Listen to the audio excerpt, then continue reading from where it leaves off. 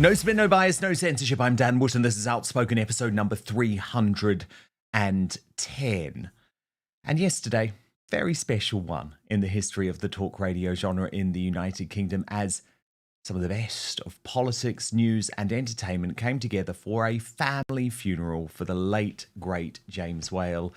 Yes, there were tears, but James actually wanted a celebration, and believe me, that is what we gave him. So I'm going to tell you more about it at the end of today's show as we reveal today's greatest Britain. So stay tuned for that.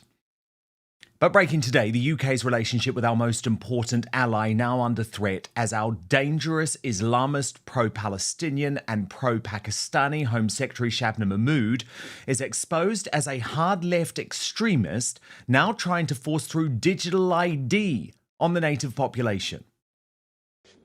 Well, look, my long-term personal political view has always been in favour of ID cards. In fact, I supported the last Labour government's introduction of ID cards. The first bill I spoke on in Parliament was the ID cards bill. That's as more shocking video emerges of Mahmood's anti-white racism in the past, which has prompted Trump whisperer Laura Loomer to speak out. People that you see holding the English flag most of the time down my neck of the woods will be the EDL, and they are white and they are male. My faith is the most important thing in my... I'll reveal why Shabana Mahmood's real goal is pushing through a draconian Islamophobia law in my digest next. Then analysis from Connor Tomlinson, the host of the brilliant Tomlinson Talks on YouTube. Also coming up on the show today, Ben Habib speaks out as he is banned by both GB News and Talk TV, even as Advance UK hits 30,000 members and secures serious backing from Elon Musk. We'll show you why Alex Phillips says the ex-Reform UK deputy leader needs medical help. A Reform feud is sparked between Richard Tice's dogged girlfriend Isabel Oakeshott and new recruit Nadine Dorries over the insurgent party's position on Boris Johnson and uniting the right. And Graeme Linehan speaks out after his airport arrest for tweets. And I have to tell you, the difference between how Megyn Kelly and the British Bashing Corporation treated this interview couldn't be any more defined. Then, in the uncancelled after show on Substack, Prince Harry disgraces himself on his visit to the United Kingdom, overshadowing the King's Ascension Day with a disgusting public dig, can you believe this, at his brother Prince William in front of a whole load of sick children. We're going to team up with the Royal News Network for all the latest on that. You can sign up at www.outspoken.live. Now, of course, we were pre-recorded yesterday because of James Whale's funeral, so the first Greatest Britain and Union Jackass of the week will be announced at the end of the show. You can vote for the worst Britain in the world today right now on the live chat on YouTube. Here are your nominees. Dan Hodges, nominated by Kaz Quinn for being an absolute moronic disgrace after his criticism of Lucy Connolly. Beth Rigby, nominated by Matt Cass48, who says Beth did her best in trying to go with the Angie is a victim narrative. Nice try, Beth, but you should go next. And Shabana Mahmood, nominated by Just Margaret 1, who says we have a Muslim minister now in charge of the Home Office. So get your votes coming in. Let me know your comments throughout the show. I'll read out the best before we go. Do stay with us today. Let's go.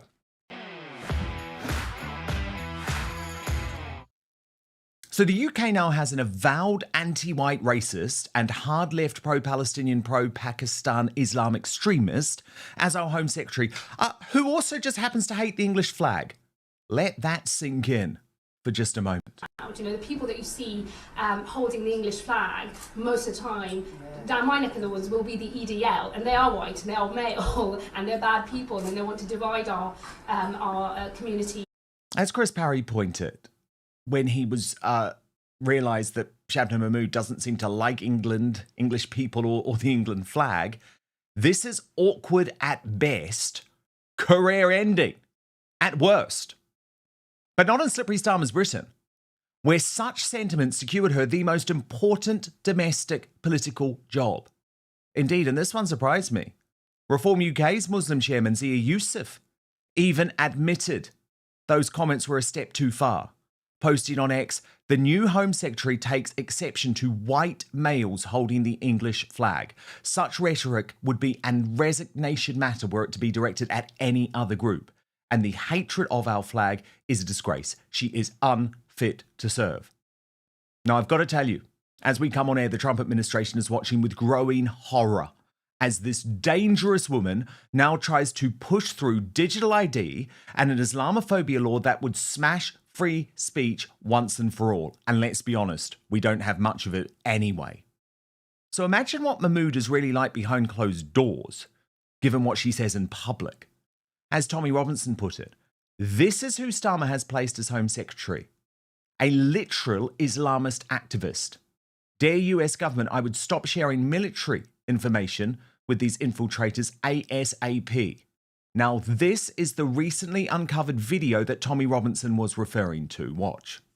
So many of the MPs, particularly on the government benches, had to stand up and say, I have received many emails from my constituents about this issue. So please keep up the pressure on your members of parliament. Go to their advice surgeries. Take 20 people with you and ask them to justify their views on Palestine and on Gaza. And if they say they support Gaza and support the plight of the Palestinians, ask them to evidence it and to take some action to show solidarity. That's how we can make a difference, because Israel's actions, its killing of children, its bombing of schools and hospitals, must be condemned without equivocation. We know what they've done is wrong. If David Cameron fails to speak out, that is a moral outrage. He may stay silent, but we will never stay silent. So let out an almighty roar and tell this government we will not stay silent until the Palestinians are free! I repeat, that woman is now in charge of protecting our homeland.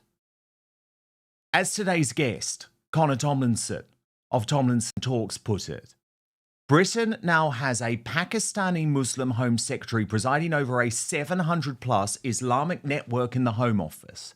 She is in charge of immigration, counter-terrorism policy, and supervising the Pakistani grooming gangs inquiry. Expect to see more migration from the Muslim third world, more prescribing of reasonable right-wing concerns about culture and identity, more psyops telling you don't look back in anger whenever a jihadist reads the Quran too closely and butchers children at a pop concert, reluctance to explore the racial and religious motivations of the rape gangs, two-tier policing between British patriots and Palestine protesters. The scale of treachery is unfathomable. Now, Mahmood has been completely open, by the way, about how she is totally driven by being Muslim, even in Parliament. Watch. For tonight's motion, I will be voting against. But before I explain my reasons, let me say that the House knows that I am a Muslim. Those that know me well know that my belief in God and in my religion is not just a small part of my identity or simply a box that I tick on the census, but the defining characteristic of my life. And I am a Sunni too, Sunni born and Sunni raised, and since I've been old enough to make my own mind up about these things, a Sunni by choice. And though there is a wide variety of opinion and practice within Sunni Islam, we can all agree that ISIL are not representative of our faith, and they are not representatives of Sunni Muslims. They are Nazi-esque totalitarians who are outlaws from Islam, who engage in indiscriminate slaughter, and who murder any Muslim that doesn't agree with them. If you're different or if you disagree, you die. Now, Trump whisperer Laura Loomer, who is very influential in the Donald's orbit, has taken umbrage with Mahmood's appointment, writing, "Attention, the US can no longer trust the UK. It's time to recognise that the so-called special relationship between the US and UK has come to an end. We must stop sharing intelligence with UK via the Five Eyes Intel relationship. Is what we get from the UK worth what we will now be giving to the jihadis and jihadi sympathisers?" And she copied in Tulsi Gabbard.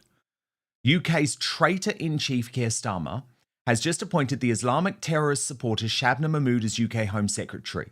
She now controls MI5, the United Kingdom's domestic counterintelligence and security agency. Mahmood has said that Islam is the most important aspect of her life and it drives everything she does. She has called white males the enemy, has called Israel an illegitimate government, and has attended a Globalize the Intifada rally. Continuing to share intelligence with the UK, is now presenting an Islamic terror threat to the US. So that's how our allies are looking at this appointment. And just remember the shocking new stats, by the way, that reveal in each of the past 3 years, more people migrated to Britain than to America, a country that, as Matt Goodwin points out, is 40 times larger by area than the UK and has almost 5 times the population. So can we just all agree that Mahmood is an extremist in the Home Office with 2 main goals, which we now have to fight tooth and nail? So we've got introducing digital ID, and we'll come to that in just a moment. But I think even perhaps more scary, enforcing a legal definition of Islamophobia, which could see you locked up for criticising her extreme religion. So cast your mind back to when Lee Anderson said this about London's Mayor Sadiq Khan, resulting in his suspension from the Tory party and eventual defection to Reform UK. I heard the comments earlier you was making about Suella, some of the comments she made earlier this week, and I don't actually believe that these Islamists have got control of our country, but what I do believe is they've got control of Khan and they've got control of London. And again, this stems with Khan. He's actually given our capital city away to his mates. We've got Starmer. Beware, because if you let Labour in through the back door, expect more of this and expect our cities to be taken over by these lunatics. Which, by the way, has happened, but I want to show you Mahmood's reaction to those comments. Watch. Comments that Lee Anderson, the Tory Member of Parliament, made a few days ago were completely unacceptable. It is Islamophobia. You need to call it what it is if you are going to be able to deal with the problem. And I think what's been the most disappointing thing over the last couple of days is the hesitancy in the Tory party to call this what it is, to call out racism for being racism. I think the Prime Minister, his Deputy Prime Minister and other senior members of the government are dancing on the head of a pin, trying everything they can to call out the comments, but without calling them what they are. And I think that's wrong, because if you can't name a problem, you can't really very much go about fixing it. Indeed, Shabana Mahmood has spoken publicly about so-called Tory Islamophobia in general on multiple occasions. Even in March last year, she said, we talked about the huge issue of Islamophobia, the challenges and the opportunities facing our community. I can also confirm she has signed an early day motion in Parliament calling for the recording of Islamophobia as a distinct crime category. Now, this is all incredibly chilling. As rising Tory star Katie Lamb wrote today, it's getting harder and harder to tell uncomfortable truths in Britain. Labour's planned Islamophobia definition will make this worse. It will stifle criticism of Islam and stop us from telling the truth about things like grooming gangs. It must not happen. We must fight back. And I want to watch her explanation as to why. You might have heard people talking about Islamophobia recently. Islamophobia. Or Islamophobia. Islamophobia. Islamophobia. It's been in the news because the government is trying to introduce an official definition of it. This is a terrible idea. Harassing or threatening anybody for any reason is already against the law. And it's horrible to hate a group of people for what they inescapably are, like their gender or race. But Muslims are not a race.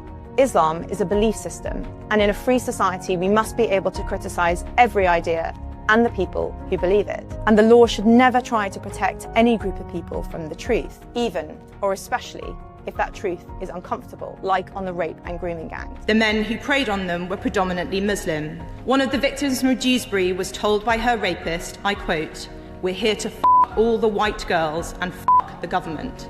The government's secretive Islamophobia definition project is closely related to the all-party parliamentary group on British Muslims. Their Islamophobia report said free speech is just another form of racism, and so is telling the truth about grooming gangs. This is horrifying. and nonsensical because Islam is not a race. Thanks to the hard work of my Conservative colleagues like Claire Coutinho and Nick Timothy and the Free Speech Union, Angela Rayner agreed to open the consultation briefly to the public, but they've delayed publication of the results because ordinary people got in touch to oppose the plans. The government labelled these responses spam. They're afraid of the public and afraid of democracy. When ordinary people tell them what they think about their Islamophobia definition, they try to hide it. There will be other consultations like this one, including one on settlement and indefinite leave to remain later this year. People must keep making their voices heard. And of course we must. But is there any chance of stopping this Islamophobia runaway train, given that this woman is now in charge? I'm just here, it's Saturday afternoon at a protest, a peaceful protest outside of a Sainsbury's store here in central Birmingham, and it's 3:30 and the store has actually just shut as a result of the peaceful protest. That's about 4.5 hours worth of business that Sainsbury's is losing for supporting goods from the Israeli settlements which are illegal under international law. So they're calling on Sainsbury's and all other stores to trade settlement goods that they stop from doing so, that they do not support people who have broken international law. There is huge response today just here in central Birmingham. It's incredible to see, and the passion here of all of the people campaigning is incredible to see. I repeat, we now have an extremist as Home Secretary. This matters. The mainstream media aren't talking about it at all. Now, Mahmood's other goal is to force digital ID on the native population, using the excuse it will stop the boats, which of course is a complete fallacy.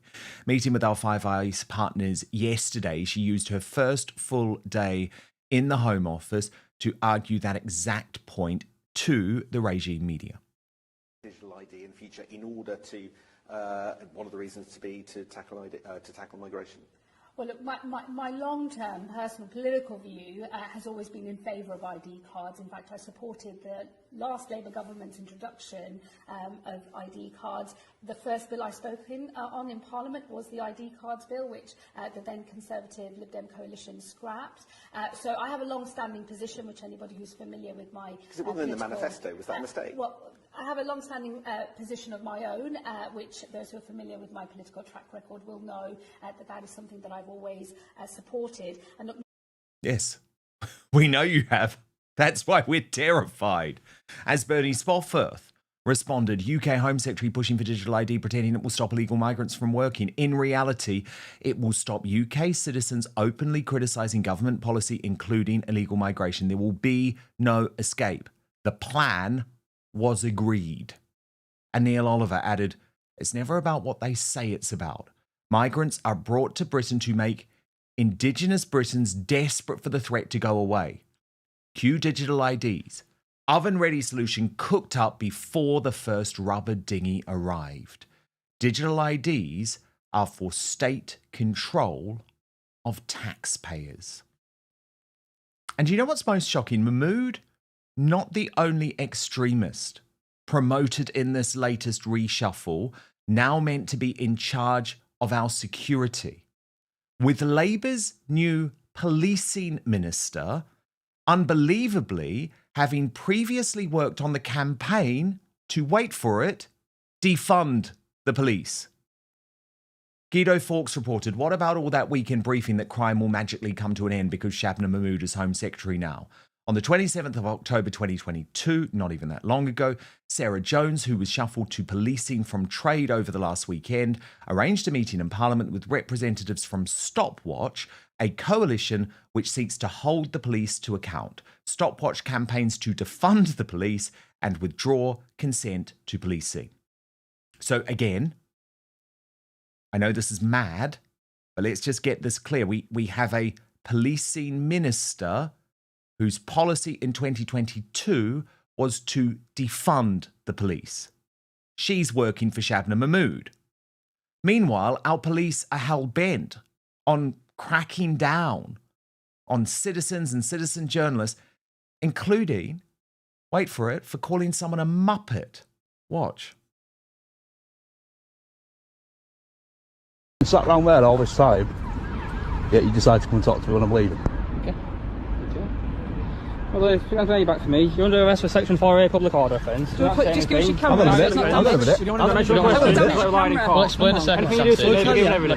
Listen, all I'm going to say is, do you guys really want to do this? Yes, we do. Right, you're arresting me for what offence? Section 4A public order. Public order for what? Taking pictures? Hang on a minute. Are you body cam one? Are you recording? Right, can you identify yourself, please? All of you. PC 692. PC 1823. 870. Sergeant. 1823. 1823. Yeah. Put your hands to your back then. Is this really necessary? At the minute, we don't know if you're carrying anything that might harm us. We don't know anything about you. Oh, that's fair. Can't see your face, just out of precaution. All right, let me just speak. That's a fair comment. I'll let you have that. Right, but I don't have anything what's going to harm you. Everybody says that to us, don't they? And I'm actually just going to go in lobby, because it's a beautiful lobby. I'm going to get some, because I ain't got any stills. My colleague's going to tell you the circumstances for why you've been arrested. Am I being arrested or being detained? Been arrested, I just said the caution. Arrested? Yeah. Well, what have I done wrong? Did you wear the caution? Public order. Do you wear the caution again, or are you? Well, what have I done? Tell me what I've done. There's been a member of the public who you've apparently been shouting at and calling him a muppet. Right, a muppet, yeah, and? You caused him alarm and distress. She's very upset about it. Well, I'm gonna be straight with you guys now. Don't forget you're under caution. I can feel you shaking. I can feel you shaking.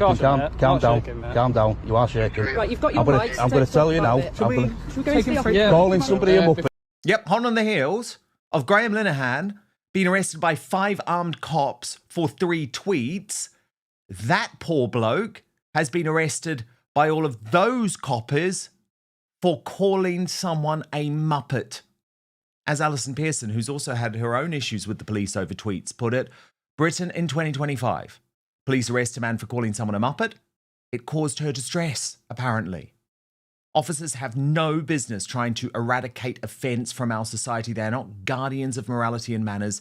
Solve some crimes, you muppets. But again, I stress, with an extremist like Shabana Mahmood in the Home Office, there is very little hope of that. Now, Connor Tomlinson is here.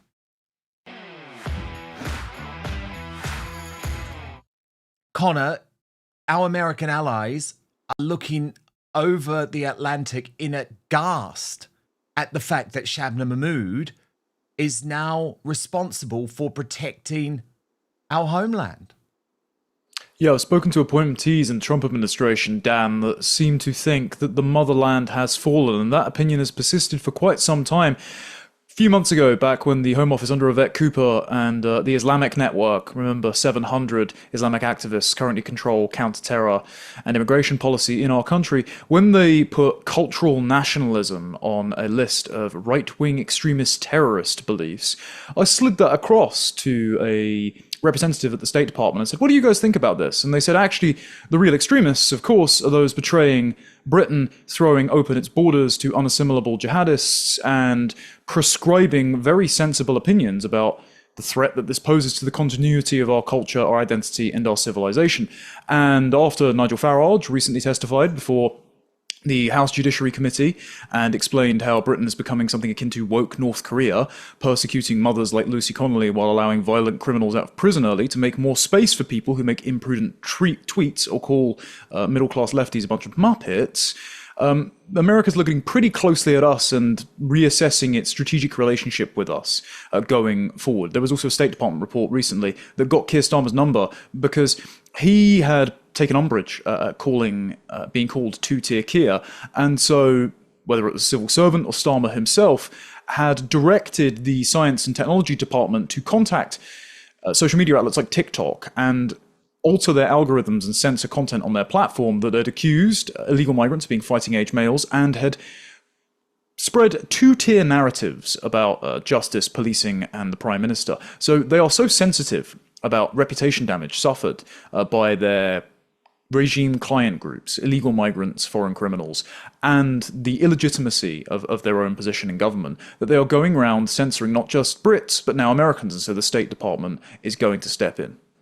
And Connor, 2 of this woman's passion projects are, I believe, 2 of the real reasons behind everything Slippery Starmer is doing, with Tony Blair pulling the strings. And of course, it's digital ID, but also this Islamophobia definition, because there was some hope, wasn't there, Connor, when Rayner was forced out, maybe there will be some type of rethink given the pressure coming from the US. But I mean, Shabana Mahmood is someone who has made it her absolute mission, Connor, for her entire time in Parliament to ensure that Islamophobia is illegal. And by the way, her definition of what Islamophobia is incredibly weak, given that she was so critical of the comments made by Lee Anderson, which I don't think got even close. I mean, she would have had him locked up for that kind of, this is our Home Secretary, this is what we're having to fight against. Well, the definition of Islamophobia is actually really strong, Dan, because the purpose of the definition is to criminalise criticism of Islam. So it's meant to be deliberately broad enough to cast a net that ensnares its enemies while allowing its allies to walk through. Bear in mind, for the people who don't know, the all-party parliamentary definition of Islamophobia that was officially adopted by the Labour Party when Angela Rayner was, I believe she was head of the party at the time, and was also co-sponsored by Wes Streeting, now the sitting health secretary, was, quote, Islamophobia is a kind of racism rooted in racism that targets Muslimness or perceived Muslimness. So it's this kind of circular definition of a woman is anyone who identifies as a woman. But contained within this definition, as Katie Lamb pointed out, is one, the premise that Muslims are a race, a super tribe, an ummah, as Muhammad himself would have said, as Ayan Hirsi Ali has described in Heretics, and two, the idea that the grooming gangs and discussions about the Pakistani Muslim composition of these gangs are themselves racist. To discuss the grooming gangs in an honest fashion is racist. Now, bear in mind, as I pointed out in my tweet, Shabana Mahmood taking over from Yvette Cooper means she is going to appoint the chair of the government's much delayed grooming gangs nationally backed inquiry. So this is going to take place at the local level. It's not going to be a national statutory inquiry. It will have statutory powers, but it won't be centralized. And the chair from the Home Office will now be appointed by Shabana Mahmood, probably on the advice of the same Islamic network with whom she has ethnic and religious solidarity, and of course who have been softening Prevent's strategy to tackling Islam, because members have said to target Islam is itself Islamophobic. And even though you said, Dan, you were hoping that Angela Rayner's departure from the Department of Housing, Levelling Up and Communities would mean that Islamophobia definition was scrapped, while she was there, of course, she has much delayed the release of the findings of the public consultation, which I contributed to, as did many people. Nick Timothy led the charge on that campaign, doing excellent work. But she's been replaced by Steve Reed. Steve Reed, the former DEFRA secretary who wanted to rob the graves of Britain's farmers, who is now, I mean, very stupid man, overzealously going to outsource his duties to the same civil servants who think that policing Islamophobia is an absolute necessity. And just to give you a quick summation of the kind of character that Shabana Mahmood will demonstrate in her Muslim faith. Number one, being a Sunni or a Shia doesn't matter because both of them want a caliphate. They're just squabbling over who has the right of succession to lead it. And two, when she attended an iftar with Keir Starmer, it was with a chap that Unheard had revealed was a name called Musadar Ahmed. Musadar Ahmed has all sorts of insidious connections to Islamist organizations. And Shabana Mahmood herself once attended a Muslim Council of Britain event. And the Muslim Council of Britain, via their Centre for Media Monitoring, had previously said that Islamism is a non-violent political movement and that Jihadi John shouldn't be described as a terrorist. And they have been pushing the Islamophobia definition and have been trying to influence the consultation. So this is an invidious network of Islamists that currently control Britain. And so I don't blame America for being scared of it. No, indeed. And then, Connor, can we just also please acknowledge the fact that she thinks people holding the English flag, our St. George's flag, are horrible, white, racist men. You know, if you fly that English flag, you're clearly just a member of the EDL in her world. Yeah, I should also note as well, by the way, Dan, Steve Reed also backed the Islamophobia definition. But on the flags, I'm not surprised, because there's a reason the English flag isn't flying around Birmingham or Luton or Leicester or any of the other places that have been colonised by the denizens of the Third World with whom she shares a religion. It's not their flag either. They have not assimilated. They will never assimilate. They do not want to assimilate. As Shabana Mahmood has said, she is not here to govern as a member of the British tribe. She is here to govern as a Sunni Muslim and the daughter of Pakistani immigrants. Just like, funnily enough, the rest of the Biradiri clan that currently control the Home Office, like Sabrina and Sarah Khan did for ages, like Sajid Javid's brother, Baz Javid, who for some reason is in charge of our immigration policy despite having ruined it for a very long time and not been sacked, like all the rest of the Home Office Islamic network that currently run the Home Office. We should not have a single Muslim in a position of British government. Islam does not belong in Britain, as I recently said on a GB News interview with Stephen Edgington that very nearly got me cancelled, I'm sure. It just is a foreign ideology that has no place in our politics or our culture, and people that are trying to advance it, whether through government, whether through cultural institution, or whether standing on stage with a bunch of Hamas supporters chanting to globalize the Intifada, any of those people do not belong in a position of prominence in public life, and they certainly don't belong in my country. If you want to practice Islam, go elsewhere. Breaking right now, a huge right-wing media war has broken out between Ben Habib and both GB News and Talk TV. With the new leader of Advance UK, the party, which remember is now backed by the world's richest and most powerful man in Elon Musk, and has the support of Tommy Robinson, saying that since he took over that party, he has been blacklisted. Now, this is absolutely fascinating, given that for a very long time, Ben Habib, who you will remember up until last year as the deputy leader of Reform UK before his fallout with Nigel Farage, was one of the most popular personalities on both GB News and Talk TV, appearing multiple times across the week on both networks' most popular shows. Watch. 6%, they couldn't get it through. And every sane-minded individual in this country knows that welfare and benefits are through the roof. Yeah. But France sends us another one in return. And the one that they send us is actually now in the United Kingdom legally. So there's absolutely nothing you can do about it. It's actually the legalization of illegal migration through the back door. Follow the trajectory of this abhorrent series of crimes that has taken place across the United Kingdom, what you will see is the pattern of communities repeatedly turning a blind eye to this criminality. Keir Starmer said, if I were ever to become Prime Minister, I would align us so closely with the European Union that people wouldn't be able to tell the difference whether we were in or out. All over, people coming into our country, mostly young, as often pointed out, fighting age young men. That any form of immigration, and this is going to make people's eyebrows rise, including Joe's, no doubt, but any form of immigration is an admission that you can't deal with issues in your own country on your own. And I know from my own time at both stations, Ben Habib was one of the most popular guests with viewers. But today, Habib has now confirmed and posted on X that Talk TV and GB News have cancelled me. Were these not the channels for free speech? He asks. Did they not set out their stall on the basis that no one would be cancelled? What did I say that offended them? Was I racist, xenophobic, homophobic, misogynistic? Did I express myself in a way which was repugnant to their audience? Of course not. What they loathe is that I am challenging the Reform Party and Nigel Farage.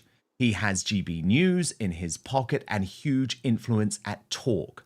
Last week, he was in Washington making the case for free speech while his channels were busy cancelling me. Well, guess what? Advance UK and I will go over their heads directly to the British people. We reached our target of 30,000 members by doing just that.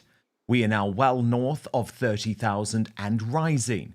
We will be principled and resolute. The more they seek to muzzle us, the louder we shall become. Habib's cancellation, as you can imagine, has caused another civil war on the right. Sophie Corcoran went public to say that GB News and Talk TV were now no better than the BBC.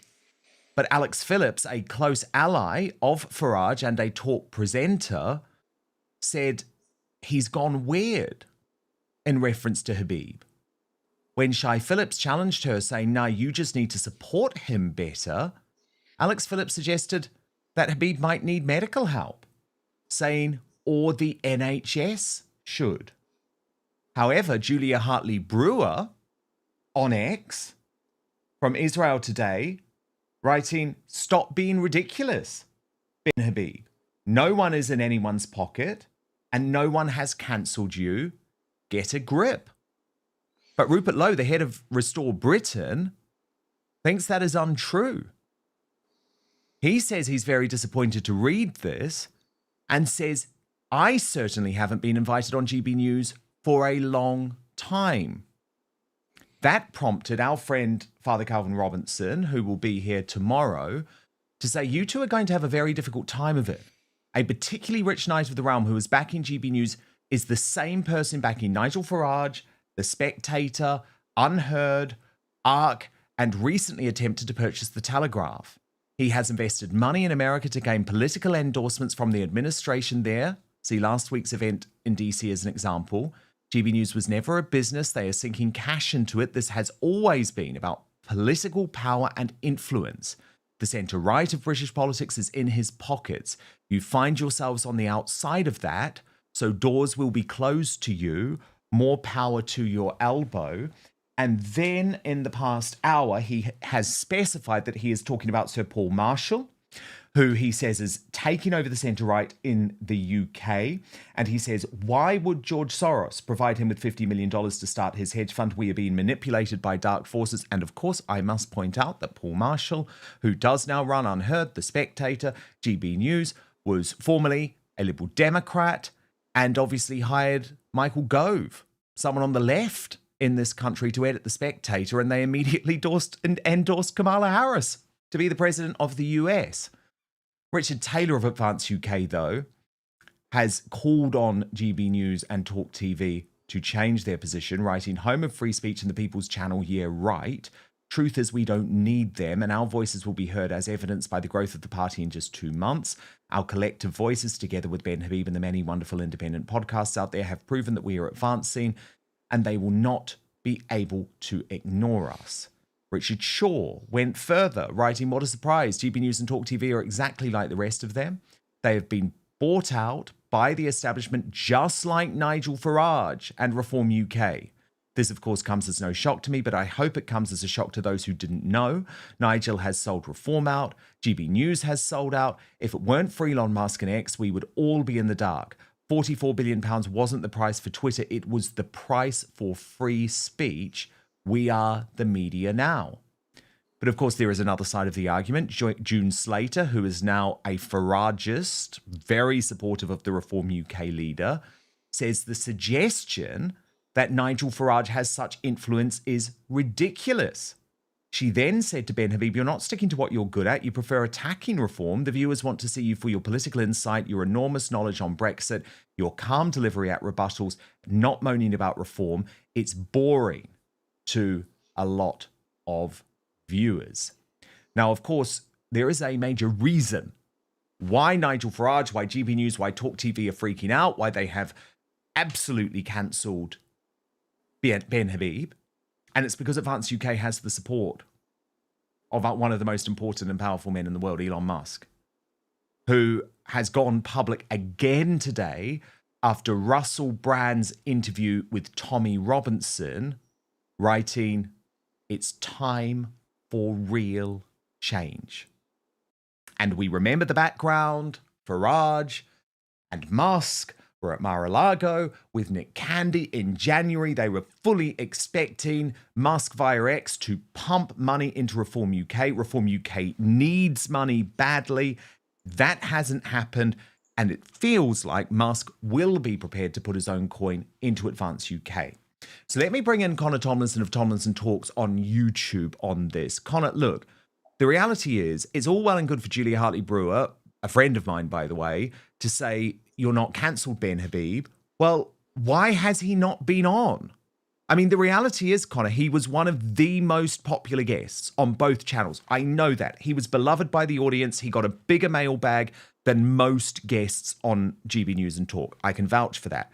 He is clearly massively relevant to the news at the moment because he's launched a party that has gained 30,000 members in 2 months. That's faster than virtually any other political party in British history.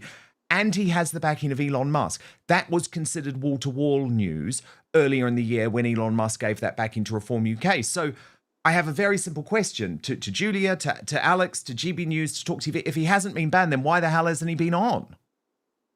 So I have a few speculative reasons for this, Dan. The first would be, I wonder if there's a producer, or there was a production meeting that said that in anticipation of Advance UK registering as a formal political entity, they're going to have to abide by Ofcom regulation at some point that says that you only portion a set amount of time to each of their placement in the polls.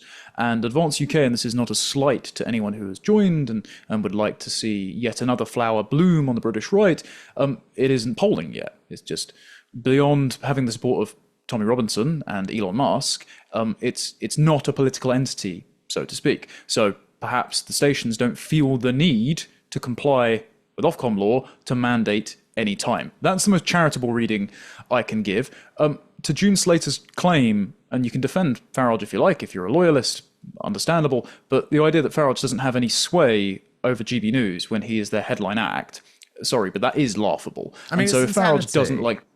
Yeah, well, if Farage doesn't like Ben, and the feud between them has been very bitter, and I consider Ben, he's a gentleman, he's always been very kind to me. I would say that if you would like Advance to sort of take off as a rival to Reform, don't talk about Reform. I mean, one of the things that sank Ron DeSantis actually was being disparaging towards Donald Trump. So maybe just, exist as an entity on your own rather than attacking Reform. But I wouldn't be shocked if Farage, if it had been brought up, had said, well, don't have Ben on because all he ever does is attack me. So it's not impossible that was said. Again, that's entirely speculative.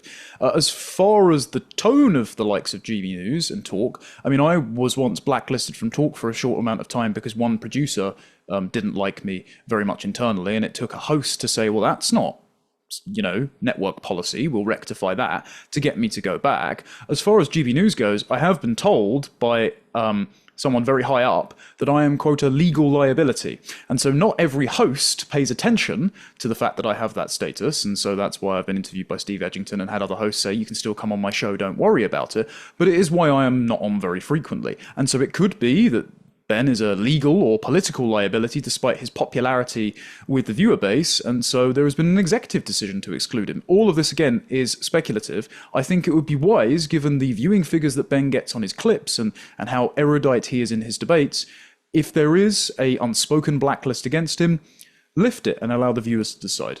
Absolutely. I mean, I think he's a huge loss, but I totally agree with you. To suggest that Farage does not try and influence the editorial policy of GB News is for the birds. I mean, we know for an actual fact when it came to the Rupert Lowe situation and the fact that he had been reported to the police by Zia Youssef, the then party chairman, for hurty words, Farage not only lobbied behind the scenes to stop GB News covering the story, but he also went public, criticising GB News in the Mail on Sunday and then live on air on GB News saying that they should not have covered the story at all.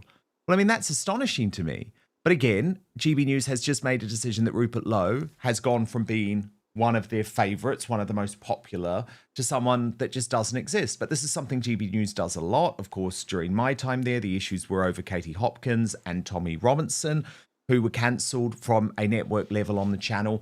But I think the real change, Connor, and this is something that I think will end up coming back to haunt GB News. And by the way, as I always say, as a caveat, there are still some great people at GB News. And of course, GB News does some things much better than Sly News and the British Bashing Corporation. However, so much has changed since I was there because it does now feel like the propaganda arm of a political party. That was never my understanding of what the channel was going to be. So I spoke to someone at GB while I was in Washington, D.C. last week for NatCon, and one of the hosts, and they said to me, I should stop being so critical of Reform because there are only one shot. And I said, look, I will permanently be on the outside of the tent because I don't want to be a GB News host and I don't want to be a politician. So I'm happy to apply carrot and stick. I'm happy to reward them when they do good policies, like saying to ban the Muslim Brotherhood, ban the burqa, be net emigration, all the positive announcements, and apply the stick when the likes of David Ball says we're a nation of immigrants, put them back on track. And the host asked, is it is it obvious that I'm pro-reform? Because I try to be a balanced journalist, and I was like, yeah, you're a good host, I like your show, but it's really obvious that you're pro-reform. Like, there's no impression that GB News would, carry water for the Labour Party, or is even thinks that Kemi Badenoch is within a whisker of ever coming into power. And part of that, and Calvin has raised a real concern here, is that one man does have an outsized presence on all of the parties and all of the media outlets on the right. Bear in mind, Paul Marshall, I don't know him. I think his politics are far too soft for mine. And, Winston's a very polite chap, so, hey, maybe he's a good dad. But he is looking to buy The Telegraph. He's undoubtedly going to put Michael Gove as the editor of that, so I wonder who takes over from The Spectator. He installed Michael Gove as the editor of The Spectator. He controls Unheard, despite the nice restaurant they've got in Westminster. Their output, Mary Harrington aside, is a bit too tepid for me. And he was recently at the meeting with JD Vance with a bunch of other rising stars in the Tory party, including Nick Timothy, Rob Jemerick, Katie Lamb, and Chris Philp. So he seems to be inserting himself into all of the media ventures and all of the political factions that are vying to be the next government. Yes. And Connor, it's interesting. He was a Lib Dem. Just please let that sink in. This is a centrist in a whole load of ways, who is moving GB News to the centre, who has moved The Spectator to the centre. And people do have to start waking up a little bit. They might like a lot of people on GB News, but the only way that you get true independence actually is through platforms like ours. And I'm not just saying that, but at the end of the day, most people say to me, Connor, they can tell since I've been on Outspoken that I am so much more free than I ever was on GB News. And of course that is the case, because I'm owned by no one now, apart from my viewers who might support my Substack. That's it. I am owned by no one. And unfortunately, what you see on GB News, those presenters have to weigh up so many factors. What does Paul Marshall think? What does the Legatum Institute think? What does Nigel Farage think before they even open their mouth? That's before you get to the limitations that are put on by Ofcom. By the way, Ben Habib has just responded to Julia Hartley-Brewer. Let me show you this, and this is very interesting. He says, Julia, you and I exchanged private texts, and Talk banned me. I evidenced it to you. I suggest a degree of introspection before leaping onto the airwaves. So, this is getting dirty. This is getting messy. But at the end of the day, I repeat, Ben Habib has been banned because otherwise he would have been on.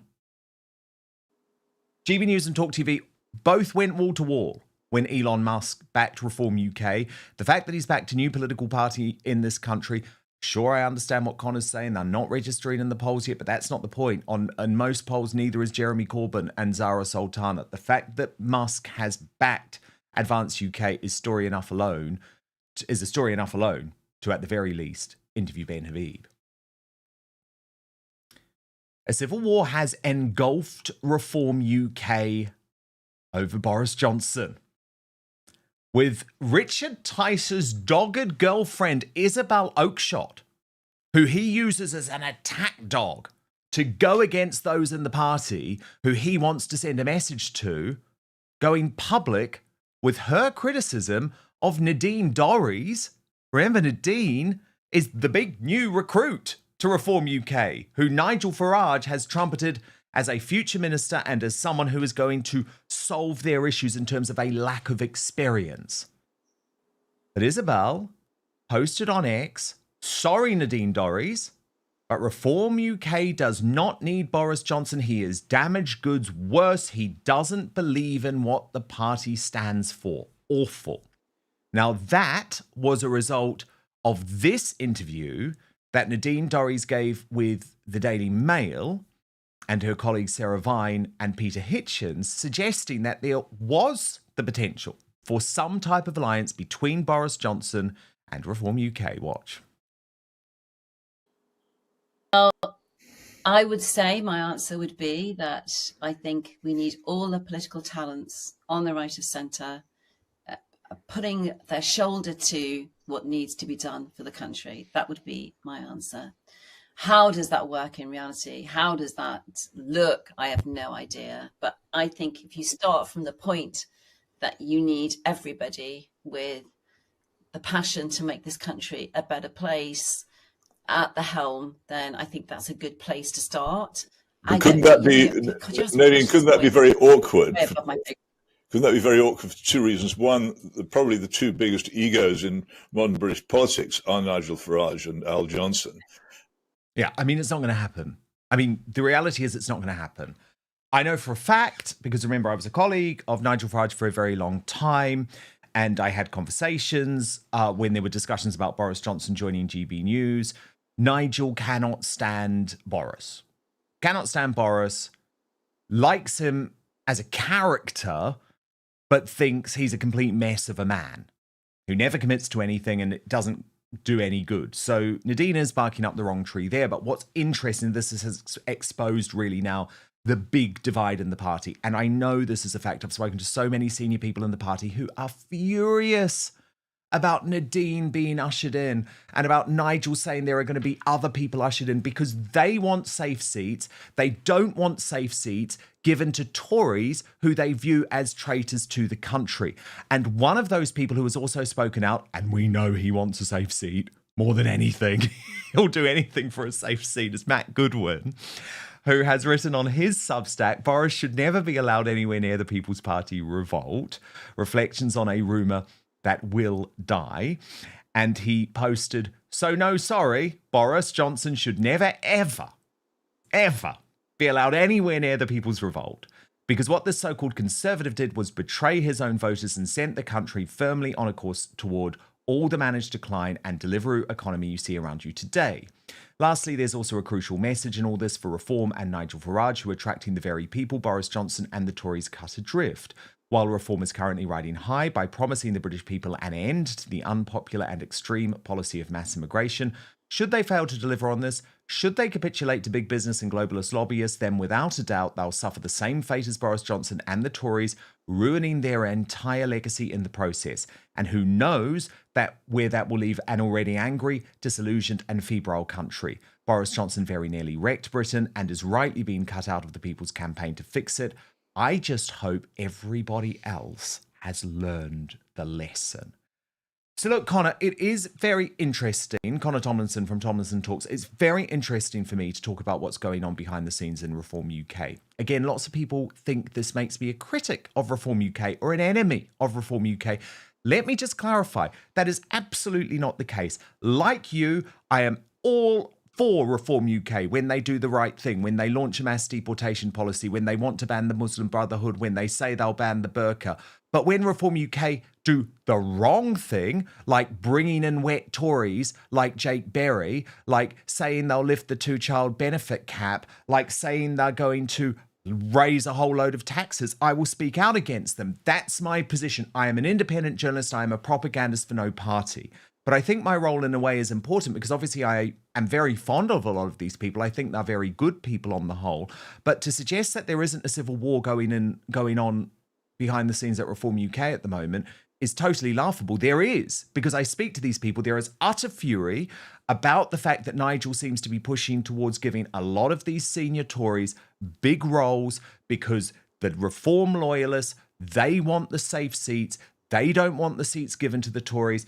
And the fact that Matt Goodwin is speaking out is interesting to me because he desperately wants a safe seat, but he is on the outer at the moment. And this column today will put him even more on the outer. What do you make of what's going on behind the scenes at Reform, Connor?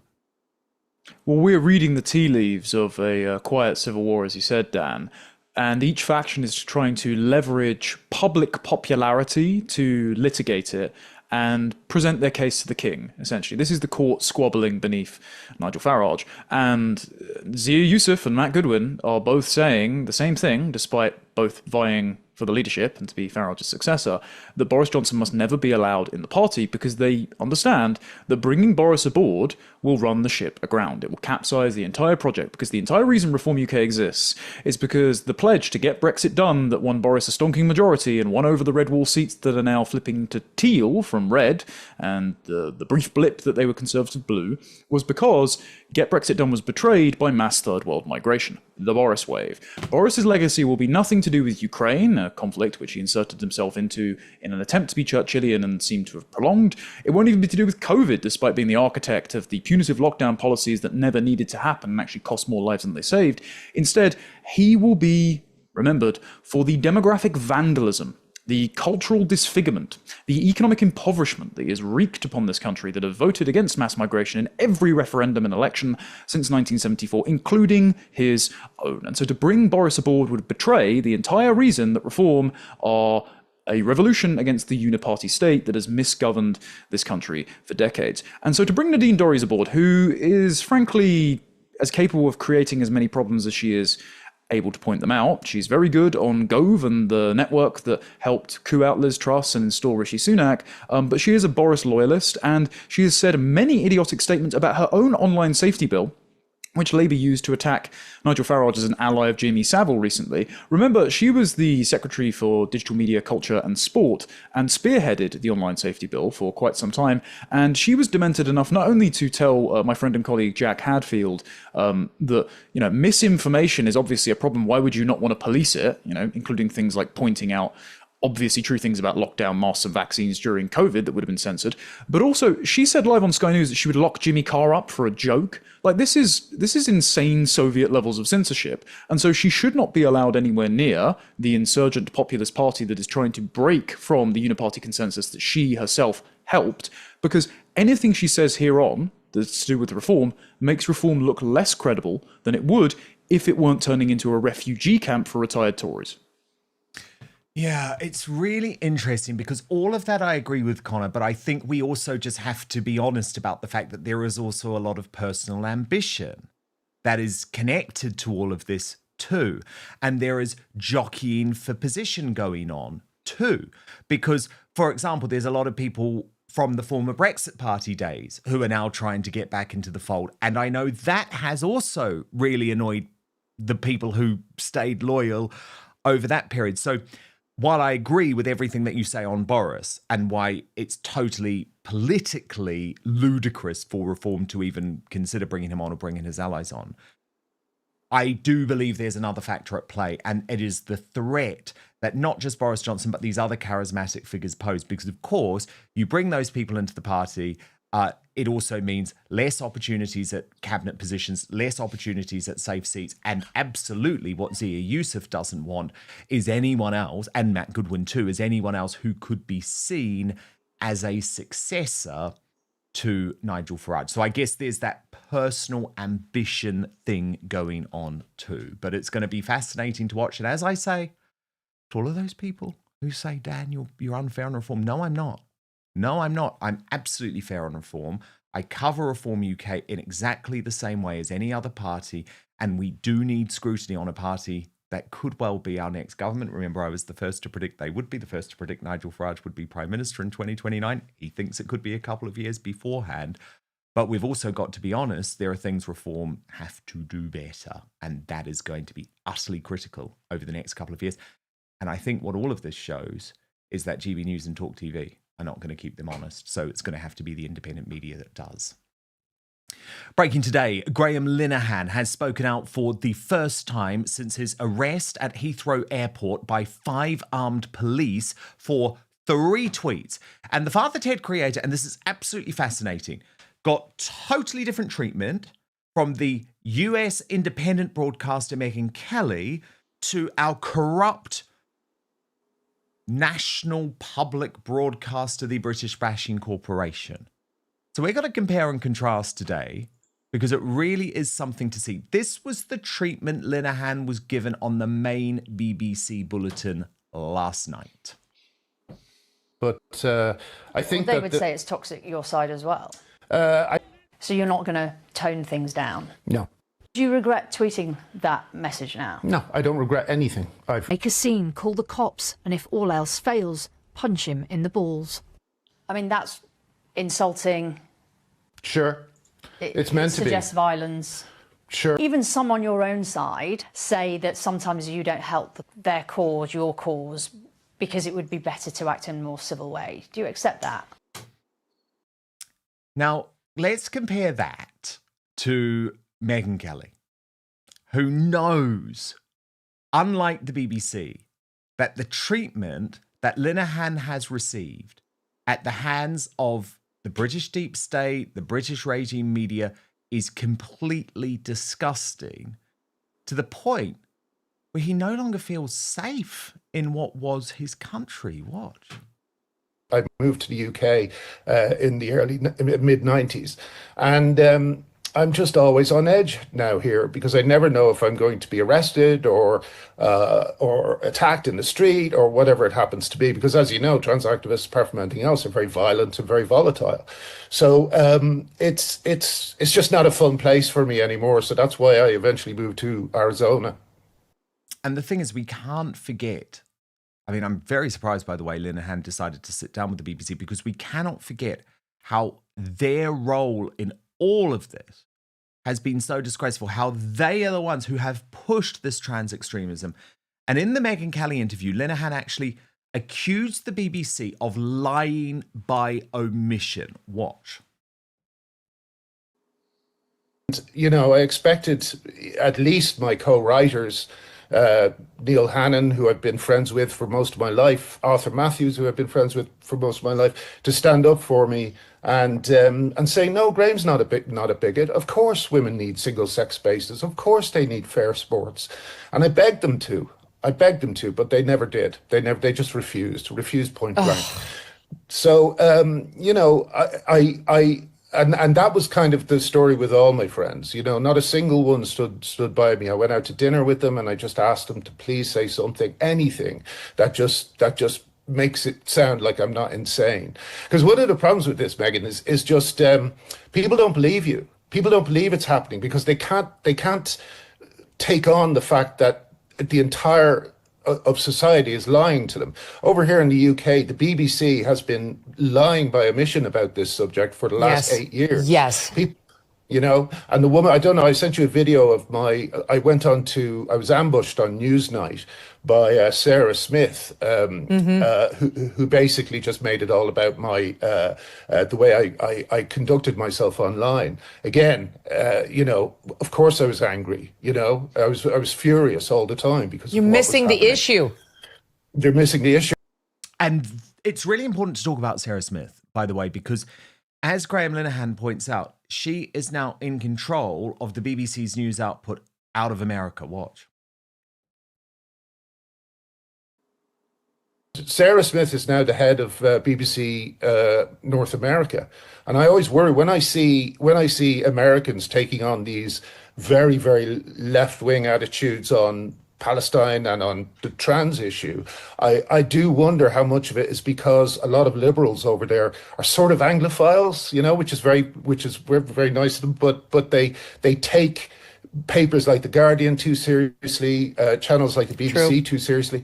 And all these institutions have been completely captured. It's like a war has been fought without a bullet fired. And all these lunatics now have their feet under the table and are doing everything they can to continue to confuse the British public about what's going on. Yeah, I think that was very important actually to raise the role of women like this who have not been journalists over this process, who have been activists. In this Megyn Kelly interview, it really is fascinating, by the way, and this really upset me when Graeme Linehan just spoke about how, I know what it's like when you're cancelled, I really do, just about how all of the people who he thought were his friends just ran away. And I genuinely thought that all my friends would come rallying to my side, all the friendships I've made over my whole career. and not a single person stood up for me. So I started to be targeted by actually a very small group of trans-identified men, one of whom is a convicted sex offender who sexually assaulted a boy when he was 14 years old. And these men have the police wrapped around their fingers. Not just me who's been arrested. There's been, several dozens of women arrested in the UK over the last 8 years.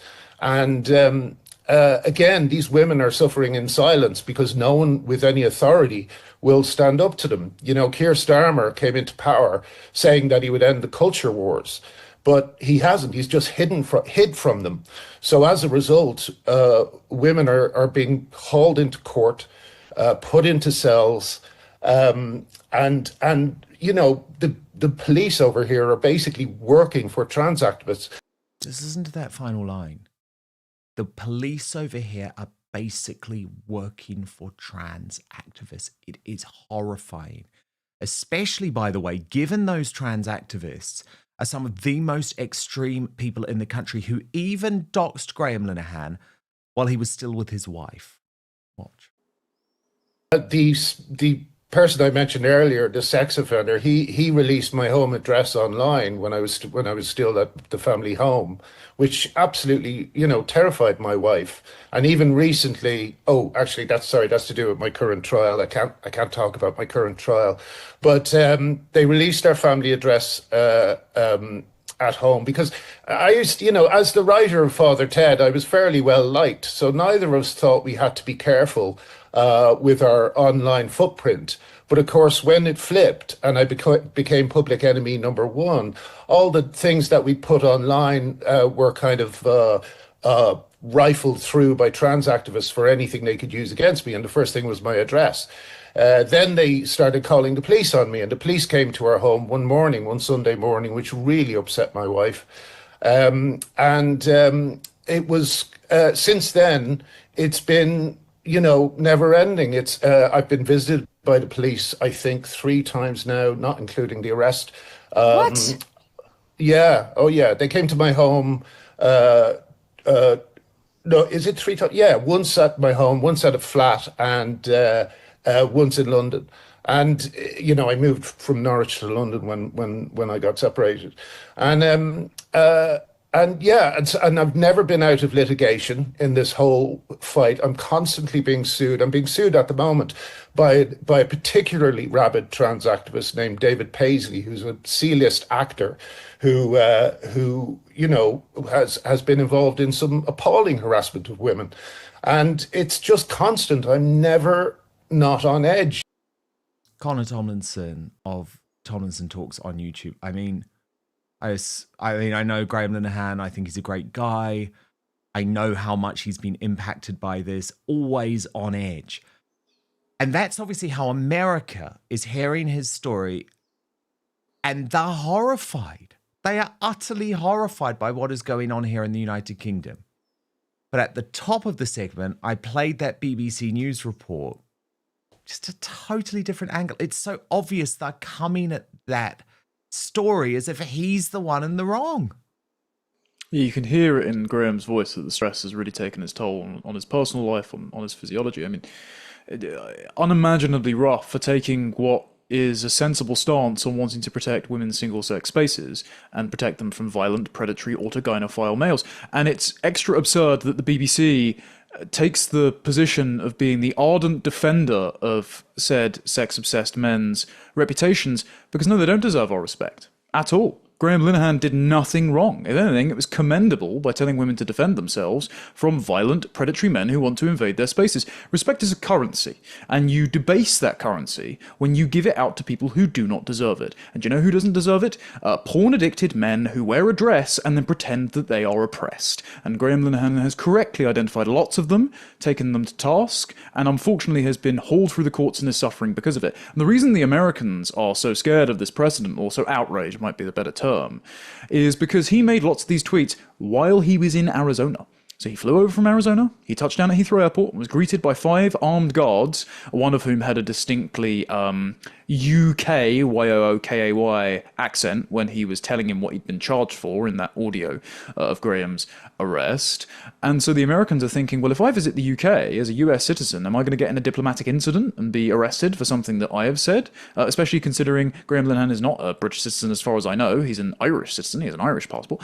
So they're thinking, are the British police just going to snatch me off the tarmac and haul me away to jail for something that I'm First Amendment protected? And I've just seen in the last couple of hours that Graeme is now boarding a flight to Washington, D.C., not directly to Arizona. So hopefully he's going to go speak to someone who is interested in the Trump administration, in defending his rights, and in leveraging their position as the global hegemon to ensure that we Brits have more free speech in this increasingly totalitarian country. By the way, I also believe he's right to call out Sarah Smith. She's one of these BBC presenters who is not spoken about as much as she probably should be, Connor, given her huge influence as the reporter who covers Trump and the administration. And we know with John Sopel in the previous Trump administration that the BBC is an anti-Trump propagandist. But Sarah Smith is a particularly interesting one, because do you remember that BBC interview, that Newsnight interview, when she was just utterly vile towards Graeme Linehan? And of course, what a lot of people probably forget, and obviously you don't always share your parents' politics, but you know, she's someone who has been indoctrinated by left-wing politics and hard left politics for all of her life, obviously as the daughter of the former Labour leader John Smith. Well, according to Jonathan Haidt's work, actually, Dan, political beliefs are highly heritable, which hopefully means that considering lots of liberals aren't themselves having children, we'll have a much more conservative generation next go around, God willing. However, the BBC has shot all of its credibility. It shot it from every camp. I mean, not least of all, appointing the son of the Hamas agriculture ministry to do its narration on a documentary they had to pull. Emily Maitlis pouring scorn on Brexit voters for a very long time, them getting their election coverage completely wrong, putting Mariana Spring in charge of fighting conspiracy theories and misinformation. In her first episode, she makes up that my friend and colleague Carl Benjamin took over the town of Totnes when he's only visited once. Honestly, the entire thing's absurd, and I don't think the Americans are falling for it. Actually, I think Graeme, fortunately, has little to worry about. I think that they are Anglophiles, but they understand that the BBC is an enemy outlet for the English as much as it is the Americans. They're sourcing their opinions on their own country and ours from much more reputable institutions and alternative media sources. It's why I'm so frequently going over to Timcast to explain why we're on the cusp of civil war because of our treacherous leaders and their immigration policies that we highlighted at the top of the show. So I think that actually the Trump administration themselves are true Anglophiles. They're concerned about the suppression of our freedoms, and I would wager that people in the State Department and various senators and the like are going to get more representatives from the UK, not just Nigel Farage, over to testify in front of Congress and explain how we're becoming woke North Korea very soon. They absolutely should. They absolutely should. Connor Tomlinson, who is the host of the brilliant Tomlinson Talks channel, which you can subscribe to on YouTube and also Substack. So brilliant to have you, Connor. We will speak next week. Thank you so much. And we're going to reveal your greatest Britain Union Jackass in just one moment. But first to your comments, and thank you for your super chats today, by the way. Abata X says of Shabana Mahmood, Mahmood must be removed. Islam must not be allowed in any position of power. We've already seen their intolerance on the streets. I am horrified of the idea, let alone the reality of her in office. Trooper Bear says flags of St. George, St. Andrew, St. Patrick's, and combine the Union flag, all Christian. That's why she doesn't like it. And Alex Maman says reform needs to stay clear of Boris. He's a has-been of UK politics. He had the chance of being a PM and failed. Many of our problems are because of him. And on that note of reform and advance and GB News and Talk TV, all of that, Nick Pinkham says June slate is wrong on backing Farage. Advance is the way. However, it needs to get massive before it's taken seriously. Promote, promote, promote. Advance UK ASAP. Adrian Smith says, I've got my train tickets for September the 13th. Looking forward to peacefully meeting up with patriots to defend free speech. Also looking forward to the train home, which will get me out of the hellhole that London is. On a similar note, Coraline Bell says, we need to stop this Islamification of our country or we will leave a dreadful legacy for future generations. And Lindsay Folsh says, how did you Brits I mean, real Brits allow this to happen. You have to self-reflect how and why did you allow this to happen. You all had the voting power, the mind boggles. And Lindsay, look, in a lot of ways, I do hear what you're saying. However, we have voted in this country since before the Rivers of Blood speech by Enoch Powell to limit legal immigration. Every single time we have been ignored. It's one of the main reasons, obviously, that we voted for Brexit. So we've been very, very let down by our politicians and by democracy. And that's why many of us believe that there does need to be a revolution coming. Okay, to today's Greatest Britain and Uni and Jackass. A reminder of your Uni and Jackass nominees. Dan Hodge is nominated by Kaz Quinn for being an absolute moronic disgrace. Beth Rigby nominated by Matt Cass 48 because she tried to make Angie Rayner a victim. He says, "You should go next, Beth." And Shabana Mahmood, nominated by Just Margaret 1 for being a Muslim minister in charge of the Home Office. And oh my God, I have to be honest with you, we've never had a result like this. In third position with 4% of the vote, Dan Hodges. The runner-up with 5% of the vote, Beth Rigby. But by an overwhelming margin, 92% of the vote. Today's Uni and Jackass, Britain's new Home Secretary, Shabana Mahmood. And today's Greatest Britain is James Whale, dearly departed. But it honestly was such a wonderful funeral yesterday. And I know in some ways, some people might think that's a weird thing to say. But you've got to remember, James knew he was dying for a very long time. And every single detail of his funeral, down to the songs that were sung and who they were sung by some of his really good friends who were pop stars like Matt Goss, were personally chosen by James. And so this was very him. And it was very him in terms of the guest list, because what I always love about James, or loved about James, is that he would bring together the best of politics, the best of the news business, but also the best of old school British entertainment. And that was absolutely the case yesterday. And James had also said that he didn't want to have a wake. He wanted to have an after party. And that was absolutely the case. So let's just say, after what was a wonderful funeral, where his son did him proud, where his granddaughter, who you can see there in the turquoise dress, gave the most wonderful eulogy, where his wife, Nadine, a wonderful woman, did him proud by so bravely paying tribute to the past 7 years that they had spent together. After that, we did drink the night away and really celebrate a legend of a man. As you can imagine, talk radio was at the heart of the celebrations. And James's brother, who was the pastor and the head of the parish church where the family funeral was held, did pay tribute to talk radio and said, actually, it was talk radio allowing James to stay on air until the very end that gave him so much joy and so much passion to be able to carry on. And James also was a real fan of archery. And as he was buried, I think we've got video of this actually, we can look at it. So as he was buried, there were the bow and arrows which went over the grave and whistled through the trees as Amazing Grace was sung.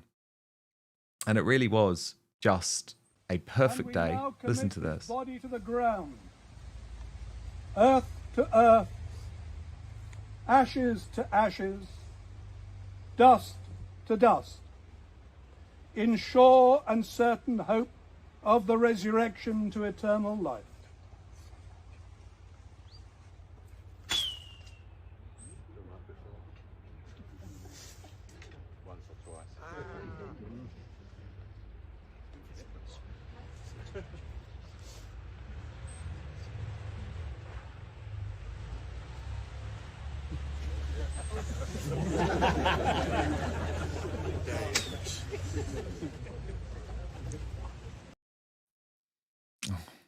Wow.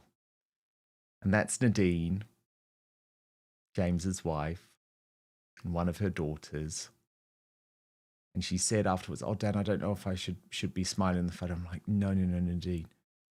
All James would want was for you to be smiling yesterday.